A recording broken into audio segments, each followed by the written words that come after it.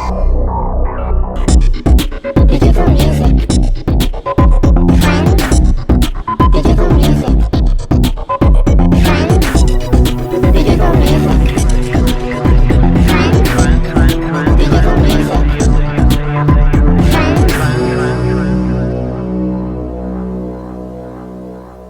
This is Digital Music Trends, episode 117, recorded on the 23rd of January 2013.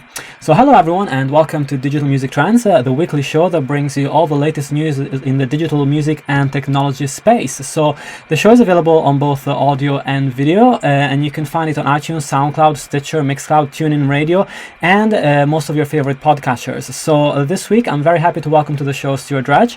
He's a freelance journalist currently writing, amongst other, for Music Ally, The Guardian, the app side, and also he's got his own site which covers apps and games for children, which is called the Apps Playground. So if you have kids or nephews or no kids, you should head to appsplayground.com and check it out. So hi Stu, how's it going today? I'm good. How are you? Great, thanks. All good. And then I'm really happy to welcome back on the show Darren Hemmings, founder of digital marketing consultancy firm Motive Unknown. So hi Darren, how's it going today? Hello, I'm good. You? All right. Yeah, it's kind of snowing a little bit outside, but it's all good.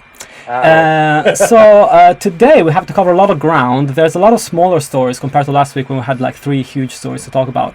So we're going to talk about MySpace's public launch and its rights issues, Redigi's plans to launch in Europe, Dotcom's mega launch, the price war on music distribution, music sales in Sweden, and finally an update on HMV's situation. So a ton of stuff to talk about. I think we should get started right away by talking about the public launch of MySpace, which coincided with Justin Timberlake releasing his first solo track since 2006 called Suit and Tie. So you couldn't really have escaped it. It was everywhere, and it was plastered all over MySpace. I mean, the track was as well.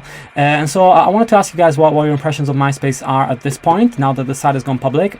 I know you probably both had access to the beta version of the site for 2 or 3 months already, so you probably have a more rounded opinion of what the site is all about. So Darren, what's your thoughts first? Because I know that you had some early insights into the site, and now what's your opinion? Just really that I'm not seeing it catch a wave at the moment. You know, I think it's interesting. I mean, I think there's a number of issues around MySpace with the design of it and various other things. See it kind of falling short. In that, you've seen a lot of coverage of people are basically saying, I don't really know what I'm meant to be doing on there, and I don't know what these sort of 2 circles that turn into one are supposed to actually mean, and all these kinds of things. But I think, I would quite happily level similar kind of design criticisms at something like Spotify. Yeah. I quite like RDO, and the reason I like it is because I just feel it's a better designed interface, And I think with MySpace, those design shortfalls could be forgiven were it catching a huge wave of interest and excitement. And I think Spotify ultimately will sort themselves out in my case and fix their whole user interface so that it's much nicer, and they've already hinted at it with various things. And I think MySpace has the potential to do the same if it only caught that wave of interest that you get from users all going, oh, have you tried it and everything else. Unfortunately, it seems to have fallen short. And I think with only, genuinely, I've only seen one article that actually gave them a break. Every single article I've read outside of that, which is quite a few, is kind of beating them up, So Sure. Not so good. And I think there's also an issue there, which we could probably come on to, but around the fact they've launched it with Timberlake, and then simultaneously, not a week later, had the story break about this problem with Merlin and the indies. Absolutely, yes. Kind of amounts, as someone from my side working a lot with independent labels, obviously, to be quite a massive PR backfire. Yeah. The one Stuart? win over. Absolutely. And so, Stuart, what's your thoughts on the general sort of design of the service and its potential user base as well? Yeah, well, it's because I've been using it for a couple of months as a beta, and it looks, on first glance, it looks really nice, and it looks very slick, and it looks like it's been inspired by tablet design. You can imagine it working lovely on a touchscreen. On a desktop, it's a bit weird because you're kind of scrolling sideways. But the big place it's falling down for a moment with me is I don't have many friends on there. And it's a social music site, and if you have it bustling with your friends who are all playing songs and discovering stuff, it's marvelous. If you don't, it's kind of bit of a wasteland. And I've also had that thing that reminds me of the old MySpace where rubbish bands have started adding me as a friend or connecting to me, which is the new thing. And all these bands I'd never heard of who were rubbish. Really, like, you listen to them and they're awful.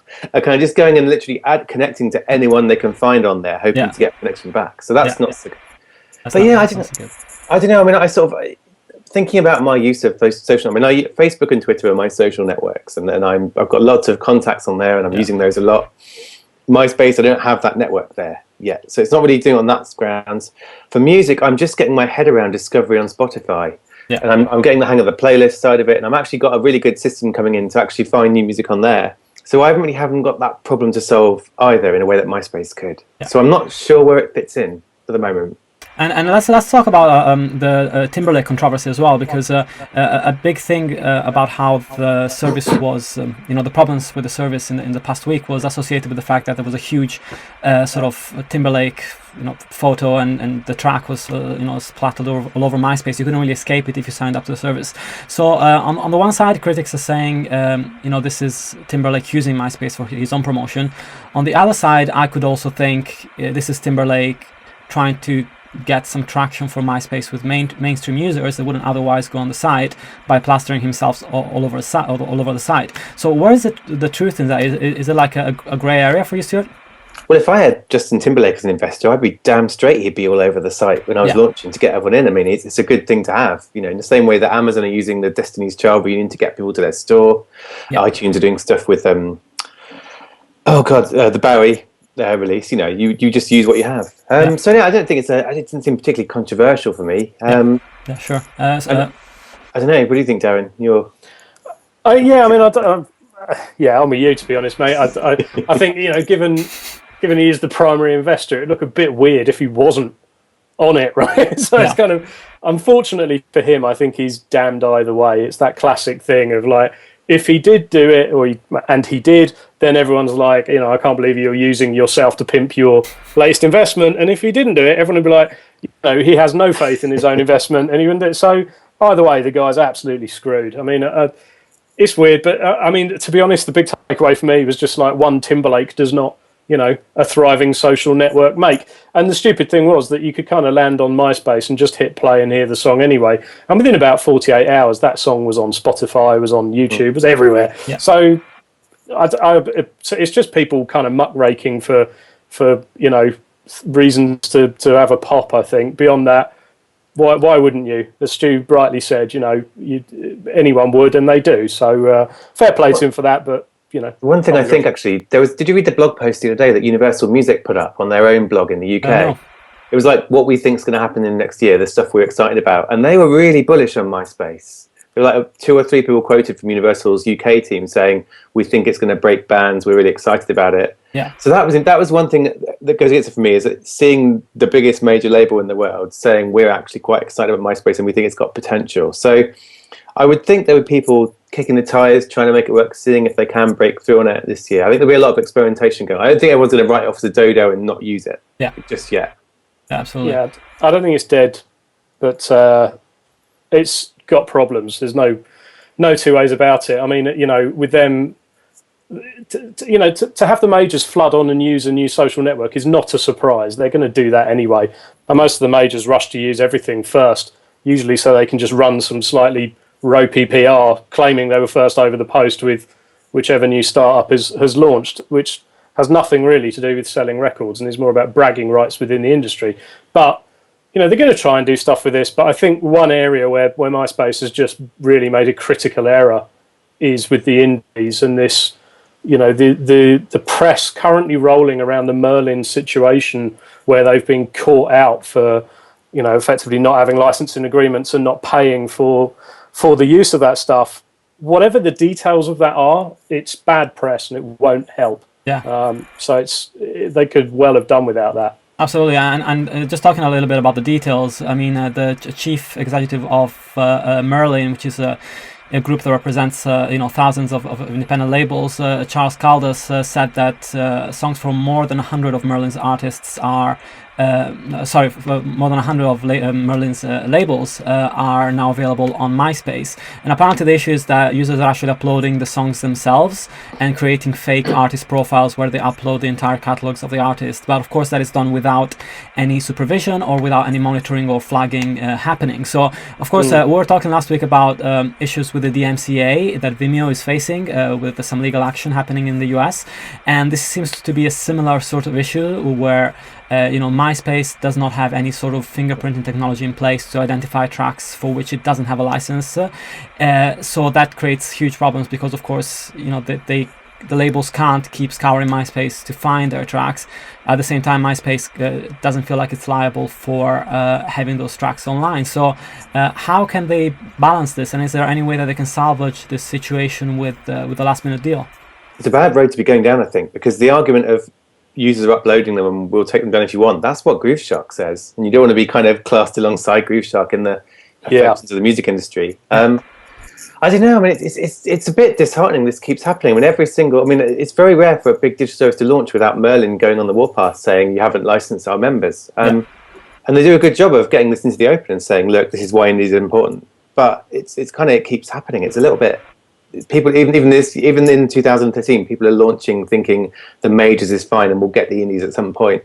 So I don't know. It made me sort of slightly disheartened about it. But I find the strategy just very odd. I think these days you're either all in with the labels or you're all out. And that argument, that strategy of letting fans upload stuff with no means to control it, instantly pitches you against the rights holders. And as Stu said, to be in that position where you rather arrogantly, peg down the majors and forget the indies, and I think it's weird because people refer to the indies as if they're small and insignificant, but they gave us Adele, and all these sorts of things. So it's very odd to sort of neglect those as if they don't count for a lot when they've actually accounted for some of the biggest artists of the last 5 years, But yeah, it's just a strange strategy. I think inevitably, if you put the control over your content in the hands of users without a means to actually adequately police it, you are asking for trouble and you are immediately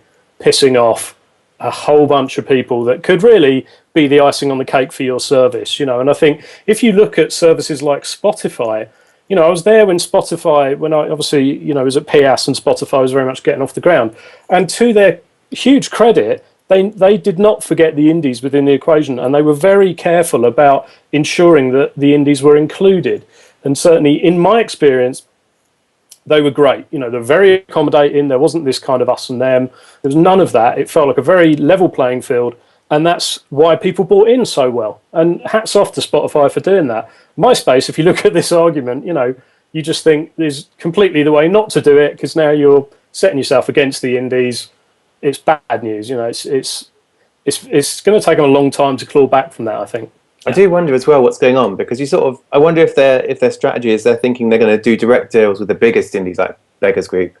And am I right? And I could be wrong. Am I right in thinking that if you upload your own music as an artist, you're kind of giving MySpace the rights to stream it without paying you, kind of a SoundCloud type thing? So I wonder if maybe this is their thing. They're thinking if you're a small indie label, you can upload it and we're not going to pay you for the streams and you'll be lucky to get the promotion. And again, it's if that is their their thoughts, it's not a great thing. Yeah, absolutely. I'm sort of curious about it. I mean, I've been approached about placing content, with new MySpace since launch. And from memory, I think the suggestion was that we upload it ourselves, which does leave me wondering if it's a roundabout way of then, not having to pay because technically we upload it ourselves. But and SoundCloud, that's the SoundCloud model, and people love it because they feel like they're getting the value back from that, even if they're not getting a per stream payment. So it's not necessarily bad, I guess. But I wouldn't go as far as to say that people love it with SoundCloud. Okay, quite the opposite. I mean, talk to Beggars, they don't love it at all. They're not happy at all about SoundCloud, in their view, building an empire off of their music, well, not their music, but off of other people's properties. So I wouldn't mistake grudging tolerance for acceptance or being pro. So yeah, Okay. yeah, and also it's also last point is a funding problem as well, because I'm sure MySpace would like to probably do a deal with Merlin, but as it's supposedly from the leaks in December seeking a 50 million round of funding to actually secure some of these deals. Then it probably has its hands tied in terms of being able to pay advances or anything like that towards a deal. So that's probably another thing that's going towards creating the issues, right?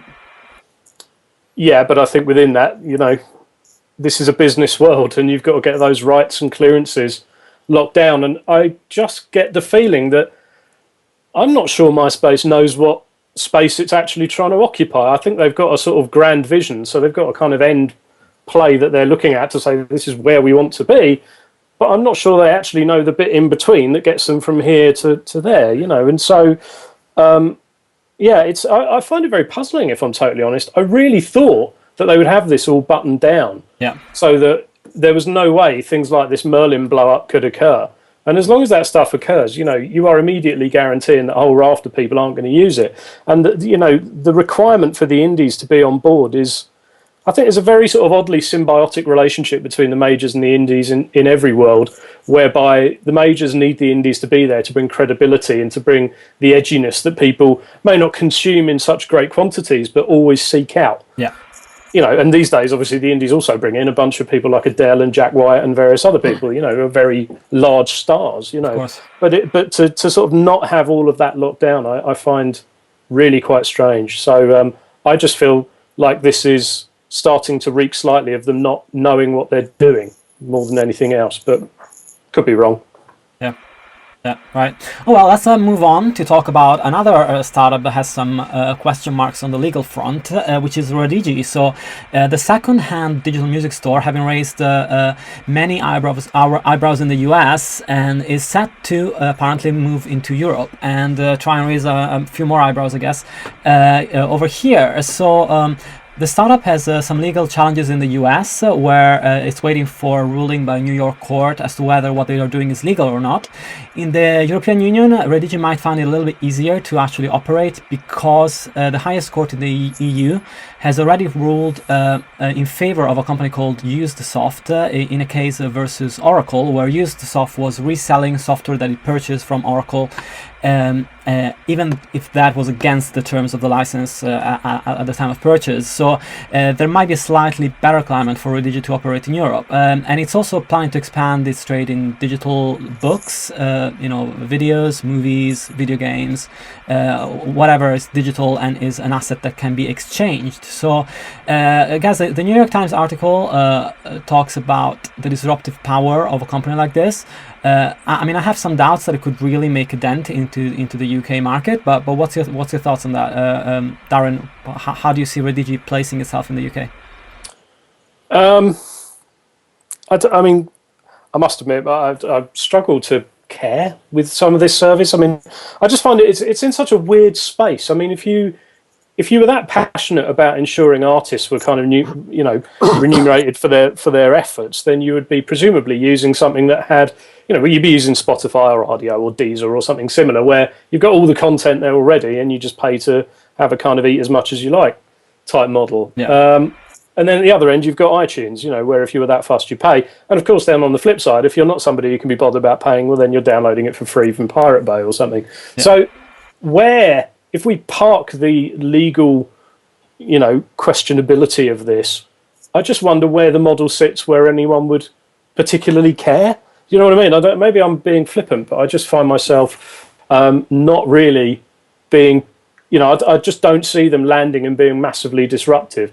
Because if I wanted to sell my MP3s, I've got to presumably go through a few hoops at their end to make sure that they take them off me and delete them from my hard drive or something.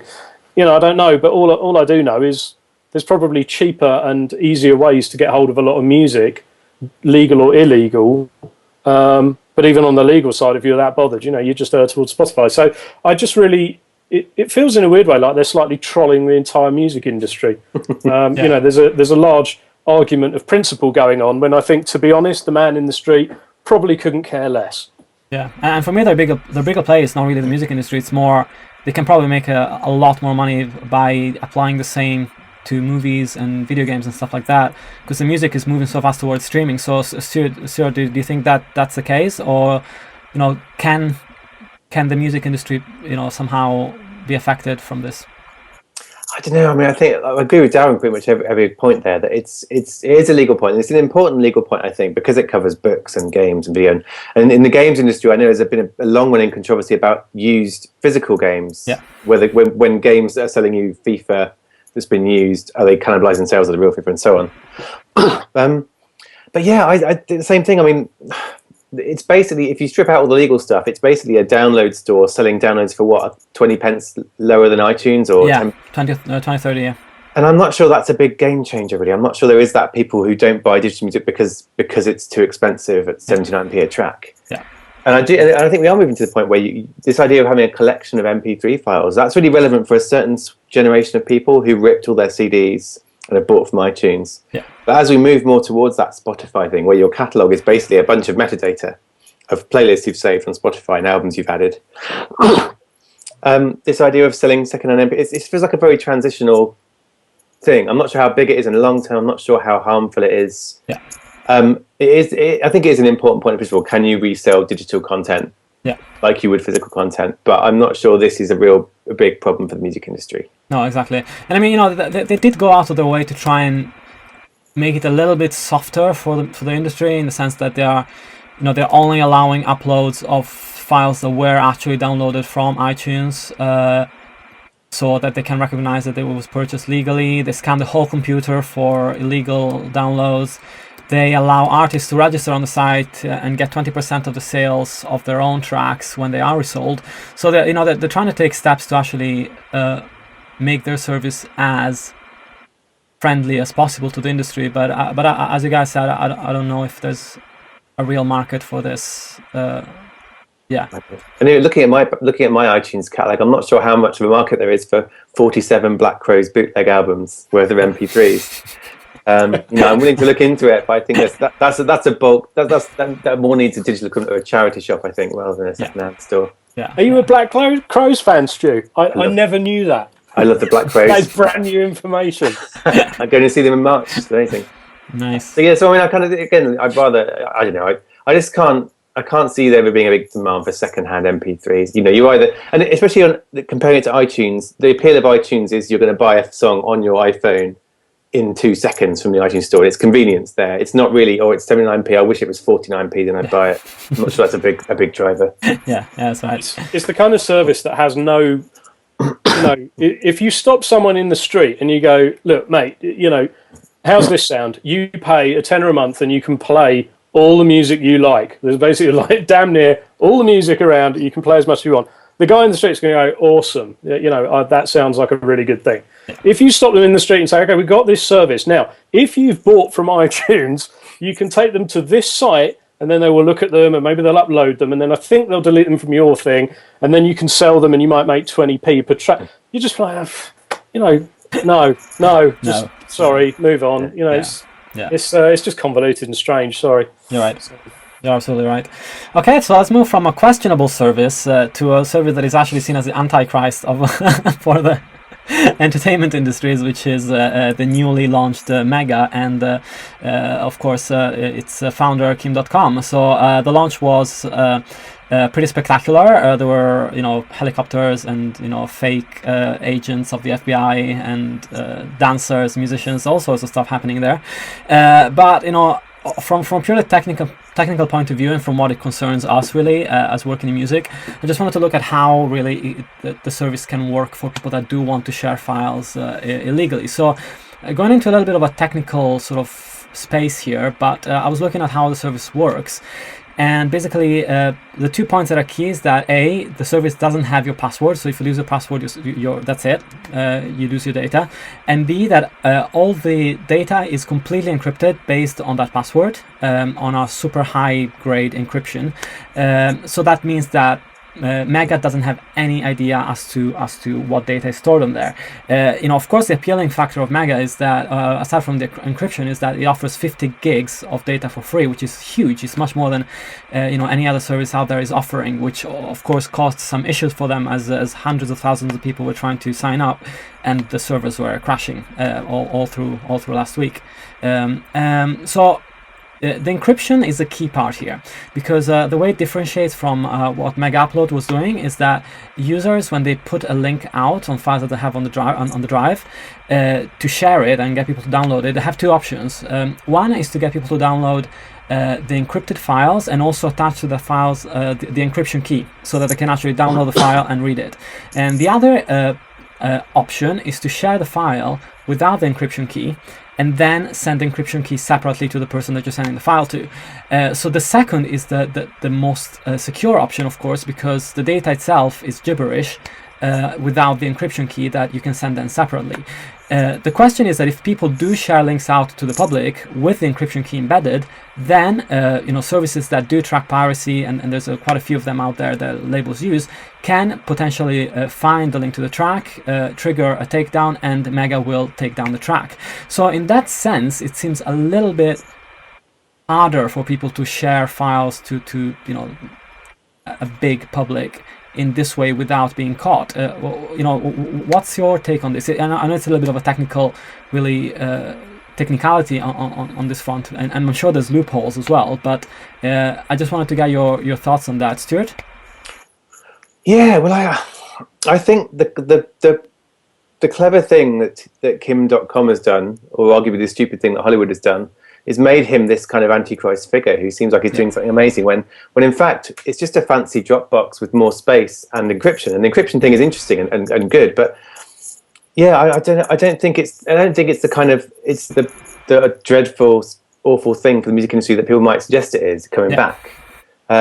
It's just kind of a slightly more interesting cloud storage service that actually, it makes mass sharing of files more difficult, I think, than the last one. We could just stick a link out there, and there was that whole ecosystem of blogs saying we'll give you links to stuff on Mega Upload people have stored. Yeah.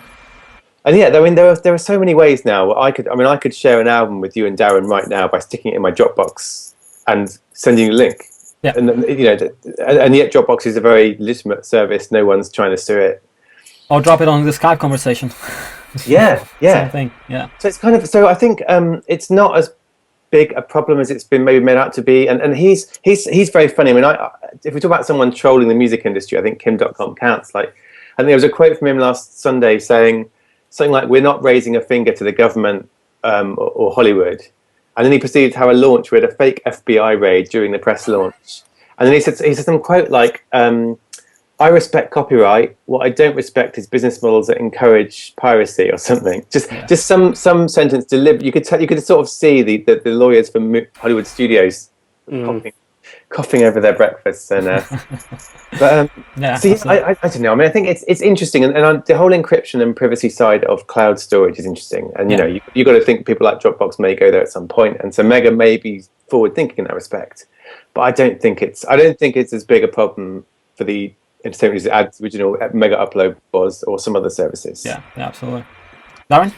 I mean, there's a few angles to this, really, isn't there? I mean, first of all, I think it's the privacy thing is interesting. I think if Mega has done one thing, it's raised the issue of how private your data should be, and and that notion of knowing or having feeling that your data is secure, and you feeling secure about your data being secure, if you like, by having it well encrypted on the destination. So on that front, there's that to take from it potentially. I think so that's part one. Part two, from the music industry side, it was quite funny. I saw a lot of people kind of debating this, and every article I've seen where someone was trying to argue it, there was always almost the first comment was someone just going, "Hello, pirate mate." It's kind of like they're all just sitting there going, "Well, why could I be bothered to do all this hoopla with encrypting and all that rubbish when I can just do a fairly untrackable magnet torrent link and shove it on Pirate Bay and away we all go." So to try and sort of flag Mega as the new big baddie on the block is somewhat naive. I think there's far easier ways to get stuff around. And as Stu said, there's a whole raft of private sharing that no doubt goes on. I think there's also, though, from a technical perspective, it's interesting your descriptions, Andrea, because actually a lot of, there's been analysis in the last kind of, it's all been busy on this front in the last kind of 36 hours, because there was an article on Ars Technica where someone actually tore it down and just said, in fact, your encryption isn't that good.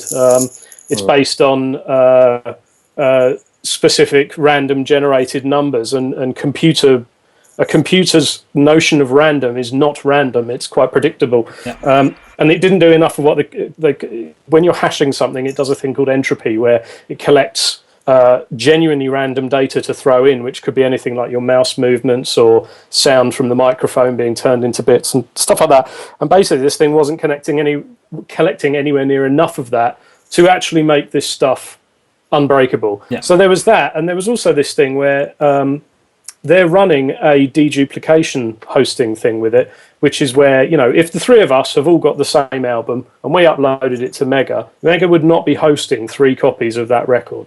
They host one, and you'll get a link, Stuart get a link, and I would get a link. And they'd all look like different links, but they're actually all terminating on the same thing. Now, within their terms and conditions, they say that something to the effect of, we will remove this from our servers, if it's found to be infringing on copyright, which is a contradiction to their argument that they were saying that we have no idea what's on the service.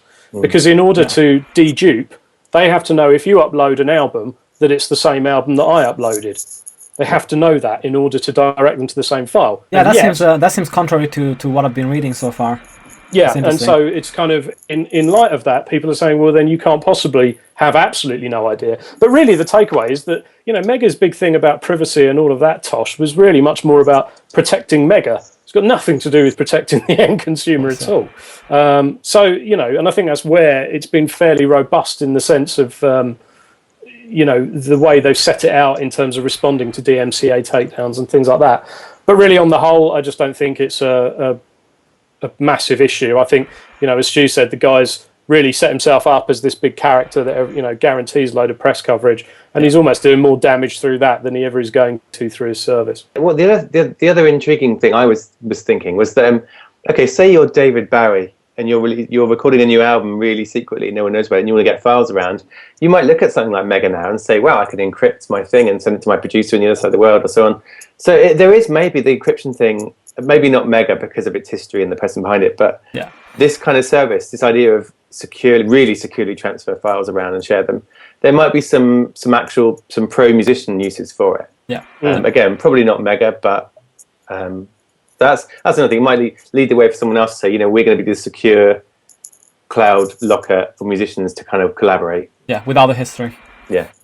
Well, it was interesting. I saw a great tweet yesterday that somebody who I follow had retweeted, which was just saying, remember people, Kim.com didn't give a shit about users' data last time when the FBI seized his service and it all vanished overnight. So you'd be doing well to trust someone that, with that history of losing his entire service in a blink of an eye, I sure as hell wouldn't use it to host anything of genuine value, Yeah, absolutely. Okay, well, moving on to sort of talking about digital distribution, I was going to cover quickly a story about Fandalism that is a startup headed by Philip Kaplan, and it decided to offer for just a short amount of time, because it got overwhelmed, I think, the ability for anybody to upload tracks to iTunes, Google Plus, and Spotify for free.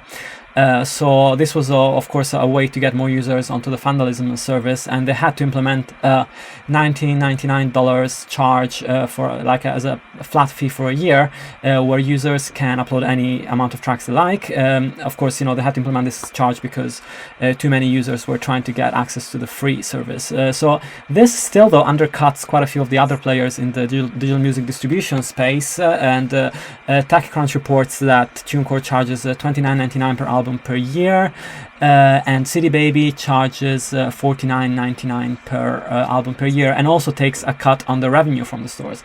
So do you guys think that this is the beginning of a price war on the digital distribution front? And is this a good or a bad thing for musicians in terms of the music that goes up there, and also of the quality of service that you get given by these different companies. So Darren, do you have any experience with like self-distribution from the artists that you work with?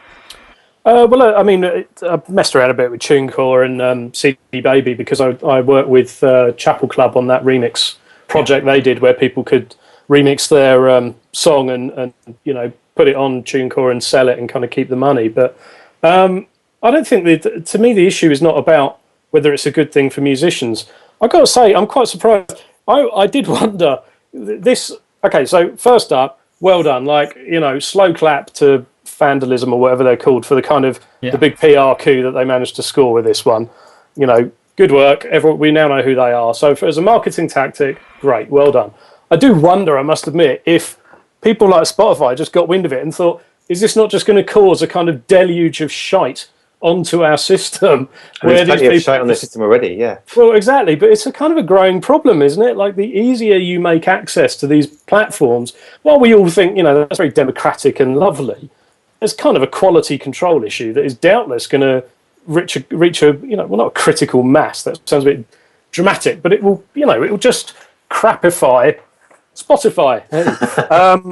So yeah, and the quality will drop. So I was quite surprised, because I think as soon as you open the gate for free and go, everyone can run in and do this. Yeah. If I was one of the recipient services, Spotify, iTunes, and all the rest, I would be rolling my eyes and just thinking, oh, good God, I have to say, I'm really not a fan of the whole race to the bottom in terms of prices. I'm not sure where that gets us, apart from a gross reduction in quality of what appears on these services. And it's not a fast track to success. I mean, if you put a crap album on Spotify for free, it still sucks and no one's going to like it. So, and equally, if your album's good, you would hope it would get signed, float to the top, and get the requisite fuss it deserves. So, yeah, I mean, good for them. They got a marketing coup out of it. We've all talked about them. Now I know who they are. Brilliant. Past that, I feel like I've stopped caring already, to be quite frank. But sure. I think maybe I'm a cynic. I think the conversation also needs to shift as well. I mean, what are these things? Are they just pipes to get you onto iTunes? Because if they are, there'll always be a cheaper pipe coming along, and there is that race to the bottom. But really, it's like, well, why else are you using these? What can they do for you? How can they help you in your career, but beyond just being this pipe into iTunes? Exactly. I think you have seen some of that with the guys like TuneCore talking about what they do and why we should use them, But yeah, so I don't know. I mean, because I think you can get onto the Google Play Store for free anyway, can't you? Don't Google do their own sort of pipe? I haven't used it. I wouldn't know.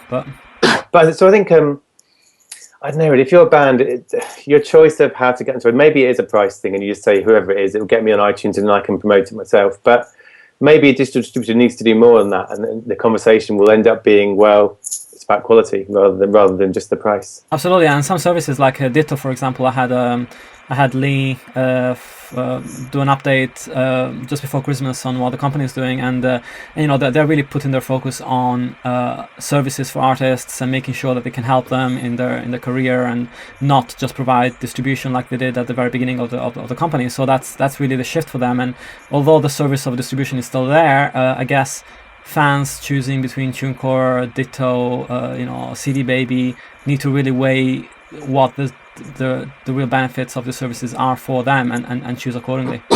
It feels like quite a curious kind of strategic choice.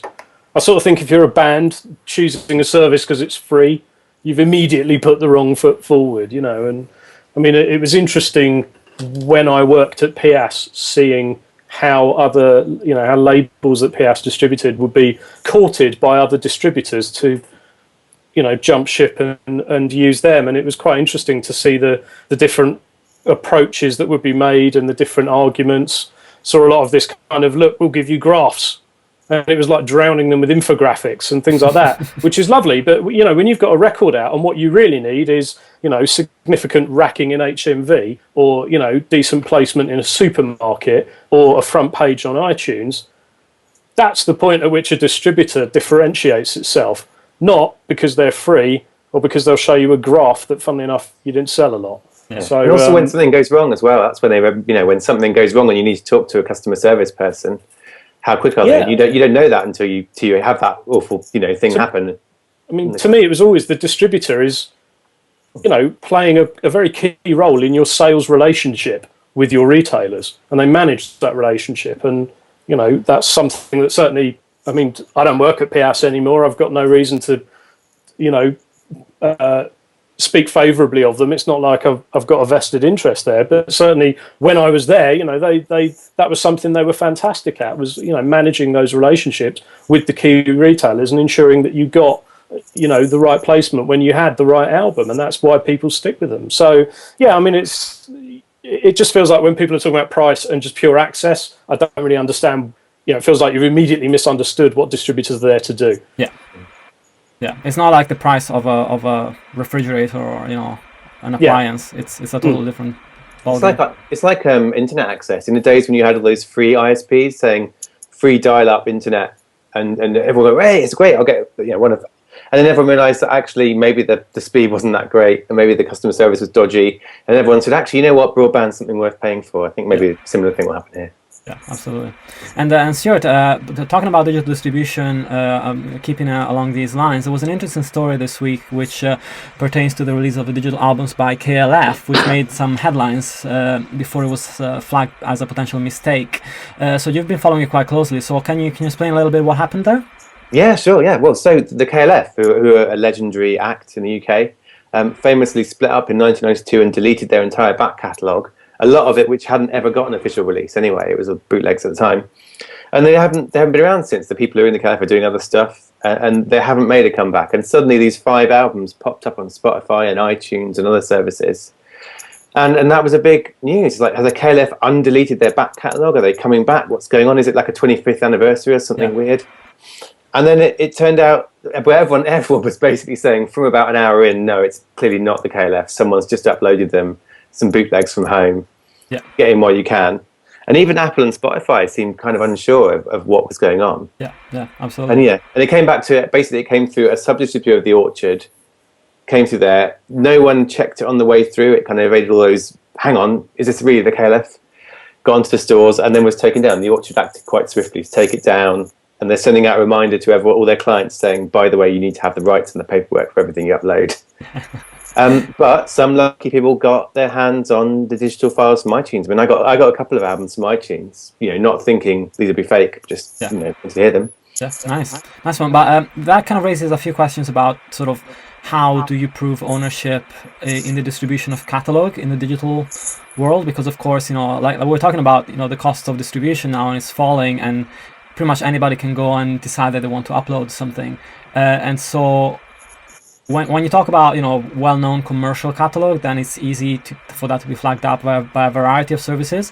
But when you talk about really obscure back catalog, do you know if there are any safeguards in place for to really flag these releases as not being genuinely from the artist? Well, I mean, it seems in this case they slipped through the net. I think the Orchard were very apologetic, saying there are checks, but this sort of thing. And you can imagine there is such a volume of stuff coming through these distributors that, I mean, to me, the KLF going digital was an enormous news story. To someone maybe looking at that stuff in America, it might not be. And actually, I was quite dispiritingly talking to some other tech journalists saying, you should cover this, it's big neus. And they were like, who are the KLF? I mean, I must admit, I wasn't in the UK in the 90s, so I really had no idea who they were. But So it's kind of... I can understand how. I don't think this is as outrageous as it got through. It does highlight a kind of loophole. But I mean, if you went to them and said, "Well, I've got the Beatles back catalogue, I'm going to put it on," you obviously won't get through. But there's that blurry ground in the middle where. Yeah. So I think they're taking action. They're going to make sure people have paperwork, and I guess someone's going to get a little kick up the bum. Yeah, absolutely. All right. Well, I'm sure, Darren, nothing like that would happen to one of your acts, because they're keeping a close eye on that. Not on my bloody watch, it won't.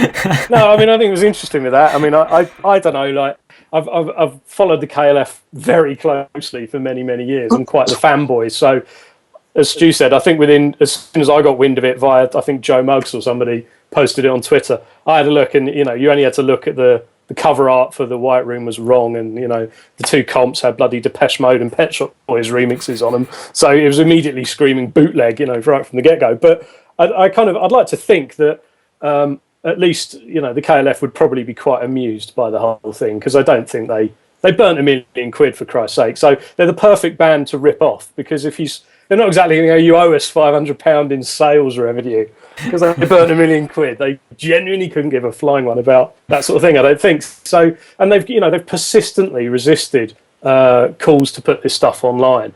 I know for a fact there are many people have spoken to Bill Drummond and said, please, can we reissue it? Because if you don't, you're just letting this stuff get bootlegged and all of these kinds of things. And they've resisted it. But the KLF are a breed apart. They were artists before they were musicians, and everything they did was artistically led. And so it's quite brilliant, I thought. If you're going to rip off a band, rip off the KLF, because they'll probably take it in good humour. But I think it's, I felt a bit sorry for the Orchard, if I'm honest.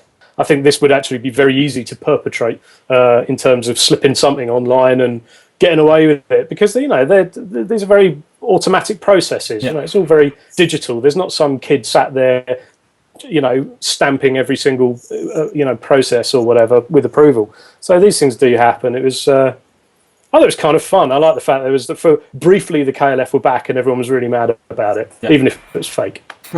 It did make you realise there was a lot of affection for them, and it is a shame that it can't be released digitally. But at the same time, it's not like they're keeping it off digital because they don't like digital or that. It's like it was an artistic statement to delete the entire back catalogue, and there's not many arguments if Spotify or iTunes can put to say, against that. Yeah. So, if they don't care about money, they don't care about money. So that's it. yeah. There was a rumour a few years ago that the KLF were going to launch their own KLF version of iTunes. And that there was the rumour had it that they were literally going to rip off iTunes in the look and feel and everything, and just launch their own KLF download store. So it'd be like installing iTunes with only 6 records on it or something. Nice. It's a good rumour. That in the world, But it's just one of those things. But I think everyone will learn from it.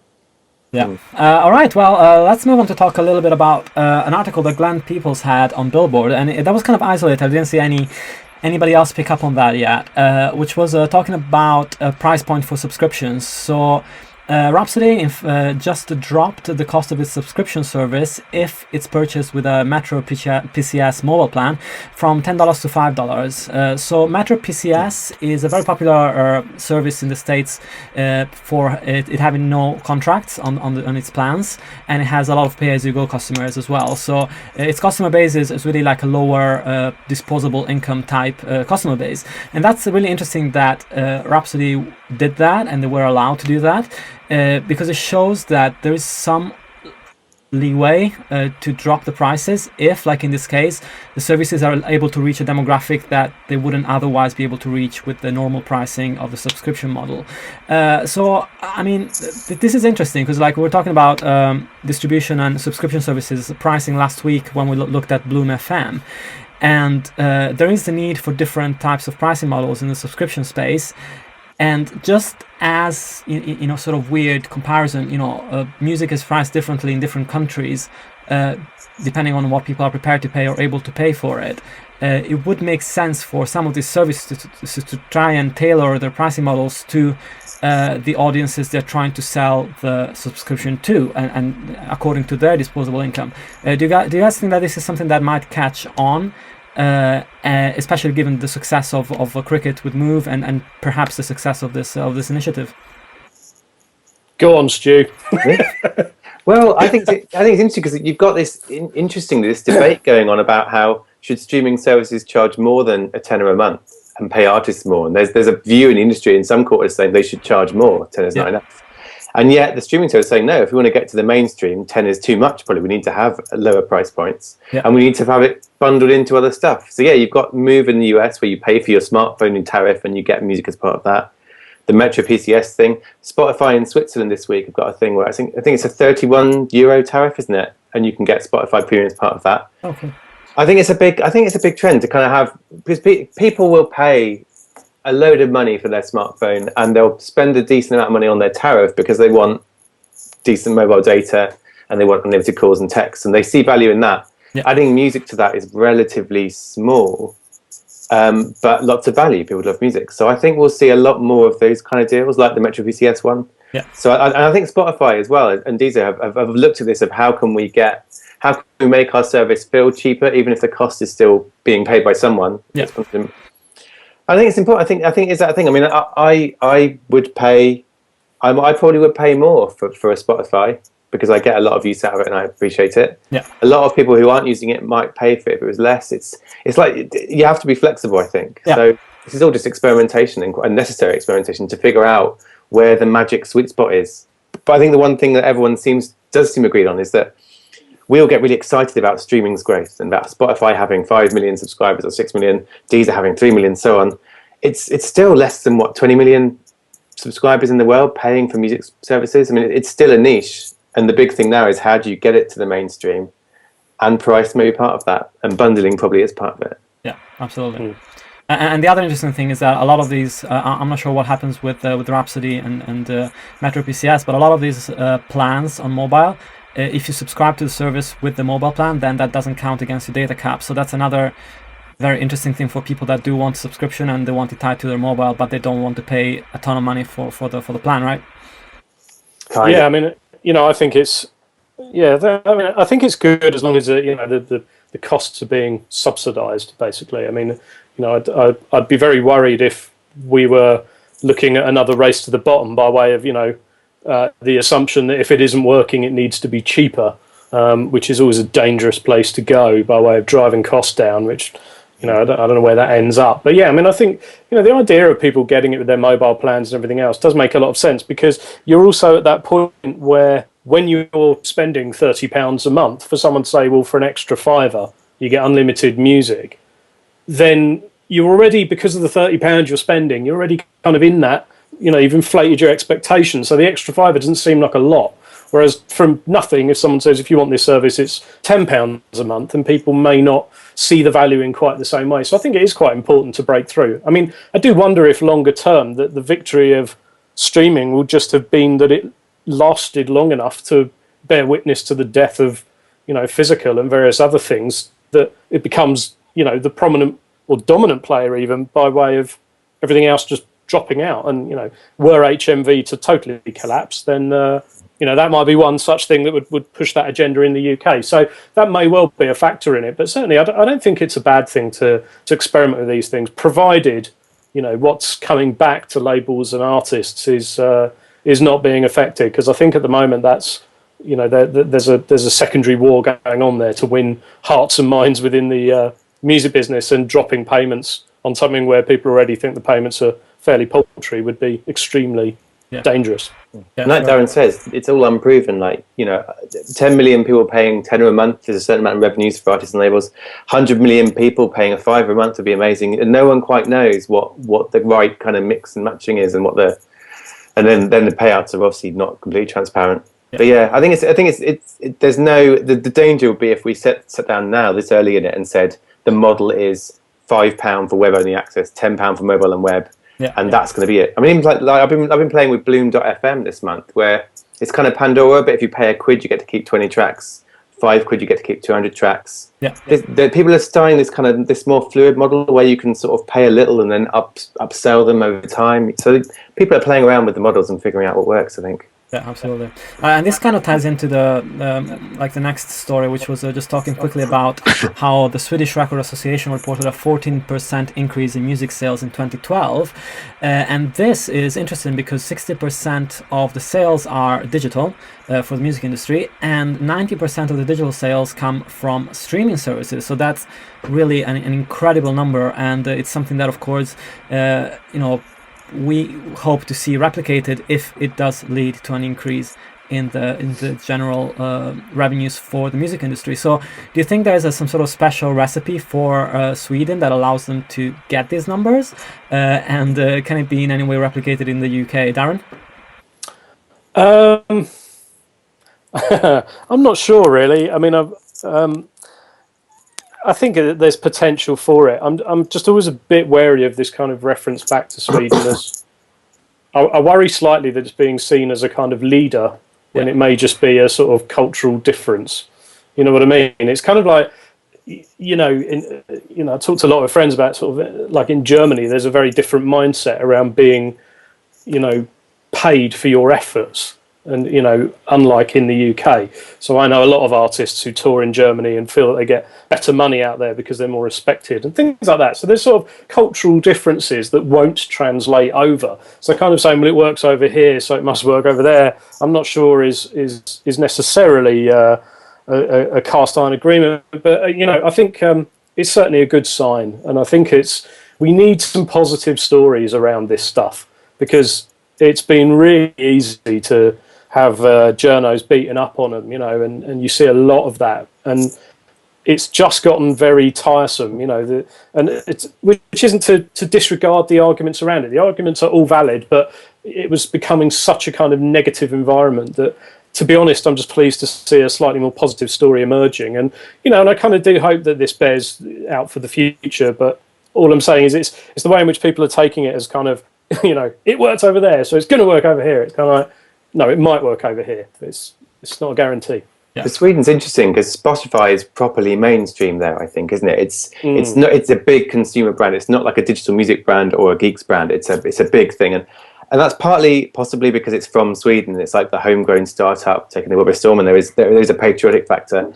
But also they had a deal with an ISP over there, and I always forget the name of it, but it's one of the big ISPs there, has been very heavily promoting Spotify for a long time. So you could argue, okay, it's patriotism and it can't be repeated over here in the UK and elsewhere. Or you could say, well, it shows why ISP deals could be important. Or it could show they're a couple of years ahead of us, having had Spotify. Yeah. Like Darren says, no one knows. But I think it is, whereas over here, we're stuck in this, will streaming cannibalize downloads, and is that a dreadful thing because there's less payments? Over there, they're going, yeah, damn straight, it's cannibalizing downloads and making a load more money. Yeah. And in Norway the week before as well, I think there was a similar, not quite as big a rise, but still a rise. And there, I think streaming subscription revenues are almost as much as physical CD sales. So it's not just that growth is making up for things; they're actually about to overtake CDs with downloads kind of in the middle. Yeah. So I think it's really important this stuff gets written about, and everyone just asks those questions of, can this be repeated? Yeah. But also, I think it should cast another light on that debate over artist payouts, because if streaming is making more money for the industry in total, I want to hear from some Swedish artists now saying we're making loads of money, we're really happy with it, or we're not. Because either way, that's going to be the story, really.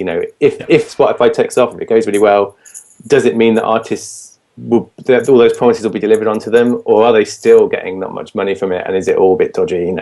That's the next wave of stories, I think, is Swedish artists speaking out saying, yeah, here's what we think about all this. Yeah. Oh, you're right, completely. And just finally to close the show, I just wanted to touch upon HMV, because we talked about it for 20-25 minutes last week, so it's only fair that I give everybody an update on what's going on. So last week we were talking about the administration process. This week there are 3 good news about HMV, which is great. First good news is that major labels and film studios have agreed to step in to offer lower prices and credit to the retailer, so that's good news. Second news is that Hilco has stepped in, which is a restructuring company which also owns HMV Canada, has stepped in to buy the debt of HMV from its current lenders, which are include Lloyds Bank and the Royal Bank of Scotland. So this doesn't automatically make Hilco the owner of HMV, but it's certainly a step in the direction of Hilco purchasing the company and gaining control of it. And the third good step is that I guess it affects a smaller number of people, that the gift cards that were purchased over Christmas as presents are actually going to be accepted at HMVs starting, I think, yesterday, which is great, because there were a lot of people truly enraged about getting gifts for Christmas and not being able to buy anything with them. So overall, I think David Emery was right last week by saying that there are a lot of people out there who still believe in the future of music retail on High Street, and hopefully this will bring good developments for the company. Darren, are you fairly positive after this week that there could be a decent resolution for the company? Yeah, I think so. I mean, I think it's tricky because I've thought a lot about what the solution is, and I don't really see one easily presenting itself. I mean, HMV kind of felt really rather desperate in its last throes, in the way it was trying to constantly embrace different things, and through to just peddling headphones and stuff like that. It wasn't a very comfortable spot that it found. But yeah, I mean, I'd like to see it. But I think it's tricky, genuinely. I mean, the fact that Hilco have bought the debt and that they're honouring the cards and things like that for the moment is good. Equally, it's good that the majors are giving them credit and everything else. But neither of those really address the future for HMV. And the question is whether whatever HMV turns into, whether that will be a music retailer at all. I mean, certainly it does still shift a lot of units, and you only had to look. The irony was that it went into administration after Christmas, when that is Q4, is when everyone suddenly remembers that there is an HMV because you don't want to buy an iTunes download for your uncle or something. So, and I saw it myself with the acts I work on. The shift in physical swung from about 60% digital to about 60-70% physical in the closing, certainly through December, for on releases, because everyone just goes back to buying CDs. It's a very natural thing for them to do. So I think that, we're by no means out of the mire yet, but I think it's going to take a clever mind to sort of position them in a manner that people still see them as worth going to. And I struggle a lot because I see a lot of articles saying that streaming services do lead to more downloads and more buying and things like that. But anecdotally, every person I know that's a premium user of a streaming service does not buy anywhere.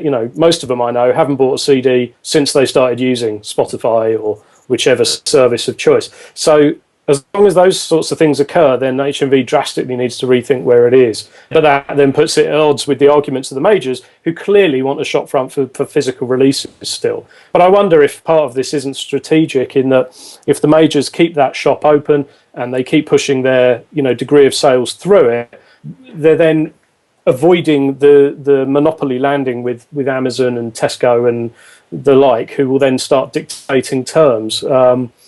And that will be that will be the damage of HMV. Won't necessarily be the disappearance of HMV from a high street, if indeed it died and went away. It would actually be the power that it then lands into the hands of your Amazons and everyone else, and what that will then do to the price of music and what it would, all those different factors. And that's where the danger lies. But I'd like to see it carry on personally, but I don't know if that's just for nostalgia reasons. I wonder if we went out now and stopped a kid in the street who was 16 and said, would you care if HMV vanished tomorrow? I'd love to know what the answer would be, because I do wonder if the generation below would perhaps care significantly less. Yeah, sure. I think it's weird because in a way it's the great missed opportunity in the UK of digital music, because HMV was the brand with music at one point in the past, and they could have become the brand for digital music. And of course the problem was they would have had to jump in a lot earlier, a lot harder, and cannibalize their business, and all those reasons why a company who's big in one space tends not to cannibalize themselves for the next big thing coming along. But it's a shame, because it could have been the music brand digitally, and it never was. Yeah. But I'm a bit more pessimistic, because Hilco have been involved in quite a few of these things, and they don't just come in and rescue companies and send them back to health. They're also involved in, I think it was Borders and Alders and Woolworths, none of which are on the high street anymore. And it's not that Hilco came in and killed them, but it couldn't rescue those. It basically was involved in the kind of orderly dispersal of those. Yeah. So I'm not sure it means HMV will survive.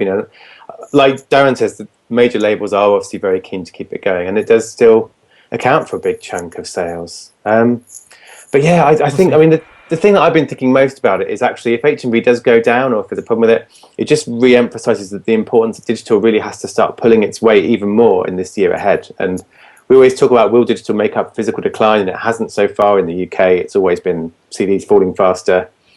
And if HMV does go, it really will mean that streaming services and iTunes and all the rest have to jump up a lot more than they have been, I guess, to kind of point the direction back towards growth. Yeah. So in a way, it kind of ups the stakes for this digital stuff to work, and for these companies to figure out ways to get to more mainstream consumers, ways to reach the people who have never had a digital music collection. So we always think you go from downloads to streaming.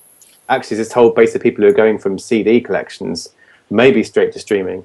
And you've got Amazon saying, well, we're going to put a version of every CD you've bought in the cloud for you to try and get you to try our cloud locker. And those sort of things have become even more important if something like HMV is struggling or goes down. It's something that I've blogged about before now, is that I've still completely failed to understand why streaming services haven't courted that exact thing of transitioning from CDs to the cloud. Because I just got rid of about 70% of my CDs. And doing that involved using a scanner thing and an app called Delicious Library or something, to read Yeah, the I remember. barcodes from them all and tag it all in. So that I then had a record of what I owned, and then basically just painstakingly trying to match those on my service of choice. Yeah. And it was really crappy. And you just think it wouldn't actually take a lot to build a barcode reader into RDO or Spotify and say, hold up the CD. Because the CD, a barcode is a unique identifier. That's the point of it. So if you can zap the barcode in, it can find it. And if it's got it, match it and add it to your collection. If they did that, man, I would be all over that, because I would immediately, it would have made my, all that 70% of CDs I got rid of would have been out the door 2 years ago. No question. And yet, no one's yet built it. No one's even built one as an app. Yeah, you should ask Sid or Jay at Tomahawk to see if they can do an app or some sort of plugin that can import your Delicious library as a playlist into Tomahawk, and then you can sync it into Spotify. Cool. You're seeing both like RDO and Spotify, but sorry, I just jumped in ahead of you there.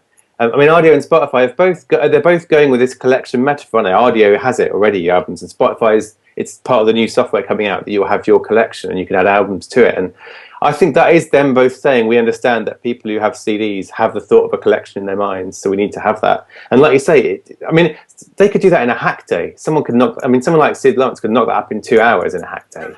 Don't put it on Sid's shoulders. That's not fair. He built it. There's no shortage of jobs, I think, who could. I think that's exactly, because my wife actually, I have a big iTunes collection. I ripped all my CDs. I ripped them the second time to get them better quality. I'm that geeky. Wow. My wife's just got a bunch of CDs, and she's now trying Spotify. And again, she's like, how do I get all my CDs in this thing? And I'm like, oh dear, we'll have to just go and get them all out and search for them. And it's a gap in the market. I should get Sid to just build it. We'll split it, pound. Pipes through to RDO, Spotify, and Deezer, and then I'll sit back and make my millions and see you all in Barbados. Nice. Next shows from Barbados on the beach. Game on. Right. Oh well, I think that was a wrap for the show. Thanks so much for joining me today. Is there anything that you'd like to plug on your end? We talk about Apps Playground, Stuart, but is there anything else that you'd like to plug? I don't know what. Well, I'm off to Meedem this weekend. Yes. And Music Ally will be live blogging a lot of digital sessions on Monday. So we'll be just kind of typing very fast as digital visionaries speak. That's great. So look out for that. Amazing. Darren? I will be avoiding Meedem. I've got too much going on. So I got from this week, the Local Natives, who I'm working with, have got their album streaming on iTunes. They're only the second independent artist to do it, I think. We thought they were the first, and then it turned out bloody Jack White beat us to it. But so they're currently, if you go to itunes.com/local natives, you can hear their very excellent new album for free and streaming in full. I've also worked with a new band called Dredge. Go and check them out on YouTube. Just search for Dredge Bloodsports. Very rowdy, very noisy bunch. I've got Darwin D's album out in the next couple of weeks. The Villagers album came out last week. That's in the top 20. Called Awayland. That's amazing. Nice. It's a really busy couple of weeks for me. Don't take a long time to ask. Things going on. So but those are the headlines. So absolutely. That's great. Well, thanks so much. And as I mentioned at the beginning of the show, you can find Digital Music Trends almost everywhere, so make sure you subscribe. And if you want links to the channels, you can just go to digitalmusictrends.com and look at the top menu bar, and it's got all the options right there. You can find me on Twitter. The handle is DigiMusicTrends. I'm going to put the handles and links for these guys as well in the end credits. So have a great week, and until next time.